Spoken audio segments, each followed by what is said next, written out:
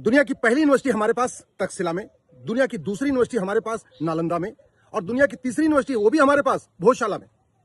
दुनिया में पहली बार समान शिक्षा व्यवस्था हमारे यहां लागू हुई भारत में। हमारी शिक्षा व्यवस्था नो प्रॉफिट नो लॉस पे थी। लगभग मामूली सी फीस ली जाती थी, और आज शिक्षा का बाजारीकरण हो चुका है और शिक्षा व्यवस्था गर्त में चली गई है। हमारे बच्चे विदेशों में पढ़ने जा रहे हैं। पहले पूरी दुनिया के बच्चे तक्षशिला, नालंदा और भोजशाला में पढ़ने आते थे, और ये बर्बादी हुई है 1975 के बाद ज्यादा हुई है। 1950 के पहले भी खूब हुई थी, 1975 के बाद और ज्यादा हुई है। आज की डेट में जो शिक्षा व्यवस्था है वो स्कूल माफिया, कोचिंग माफिया और किताब माफिया चला रहे हैं। स्कूल माफिया नहीं चाहते one nation one education board हो, इसलिए 32 तरीके का एजुकेशन बोर्ड चल रहा है। सीबीएसई अलग, आईसीएसई बोर्ड अलग, आईबी बोर्ड अलग, स्टेट बोर्ड अलग। कोचिंग माफिया नहीं चाहते कि जो एंट्रेंस एग्जाम में पूछा जाता है वो स्कूलों में पढ़ाया जाए, इसीलिए जो 10वीं 12वीं में पढ़ाया जाता है वो नीट में, जेई में, क्लैट में, एनडीए में, एसएससी में, आईएएस में पूछा नहीं जाता, और जो कुछ एंट्रेंस एग्जाम में पूछा जाता है कॉम्पिटिटिव एग्जाम के, वो 10वीं 12वीं में पढ़ाया नहीं जाता, वो बीएससी एमएससी पढ़ाया नहीं जाता। तो नतीजा ये है, बच्चा टॉपर भी हो, 10वीं का भी टॉपर हो, 12वीं का भी टॉपर हो, उसके बावजूद बिना कोचिंग किए ना उसका आईआईटी में सिलेक्शन होता है, ना एमबीबीएस में सिलेक्शन होता है। क्यों? क्योंकि कोचिंग माफियाओं ने ऐसा सिस्टम जनरेट कर लिया है अपना पैसे का लेन देन करके। और इसी तरीके से जो एनसीईआरटी की किताब 50 रुपए में मिलती है, वही प्राइवेट जो किताब माफिया है उसको 1-1 हजार में बेचते हैं, और हर साल बड़े प्लान्ड वे में किताब से एक नया पन्ना जुड़वा देते हैं, जिससे हर साल बच्चों को नई किताब लेनी पड़े।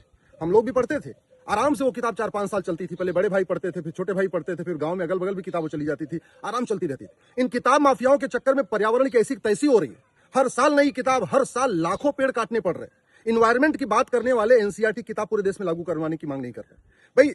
चाहे फिजिक्स हो, केमिस्ट्री हो, जूलॉजी हो, बॉटनी हो, हर साल कोई नया आविष्कार तो हो नहीं रहा कि हर साल उसका सिलेबस बदल दिया जाए। तो जब कोई नया आविष्कार नहीं हो रहा तो फिर हर साल एक पन्ना क्यों बदला जाता है, एक चैप्टर क्यों बदला जाता है? मेरा आप लोगों से हाथ जोड़ के निवेदन है, ये जो कोचिंग माफिया, स्कूल माफिया और किताब माफिया, इनके खिलाफ आवाज उठाइए। अपने सांसद विधायक से पूछिए कि अगर चीन जो हमसे 3 गुना बड़ा है वहां समान शिक्षा लागू हो सकती है तो भारत में क्यों नहीं लागू हो रही है? One nation one education board क्यों नहीं लागू हो रहा है? वन नेशन वन सिलेबस क्यों नहीं लागू हो रहा है? वन नेशन वन करिकुलम क्यों नहीं लागू हो रहा है? अगर एक रेलवे बोर्ड से पूरे देश में रेलवे चल सकती है तो एक एजुकेशन बोर्ड से पूरे देश के स्कूल क्यों नहीं चल सकते? अगर वन नेशन वन टैक्स हो सकता है, जीएसटी हो सकता है कि भाई इस सामान पे 5% लगेगा टैक्स, इस पे 12% लगेगा, इस पे 18% लगेगा, तो हम physics, chemistry, math, zoology, botany का सिलेबस एक स्टैंडर्ड सिलेबस क्यों नहीं पूरे देश में लागू कर सकते? केंद्रीय विद्यालय का सिलेबस पूरे देश का एक हो सकता है, नवोदय का सिलेबस पूरे देश का एक हो सकता है, तो सभी स्कूलों का सिलेबस एक हो सकता है। सब अपनी अपनी मातृभाषा में पढ़े, बंगाल वाला बंगाली में पढ़े, गुजरात वाला गुजराती में पढ़े, हरियाणा वाला हरियाणा में पढ़े, पंजाब वाला पंजाबी में पढ़े, लेकिन physics, chemistry, math, zoology, botany, Hindi, English का सिलेबस अलग अलग क्यों?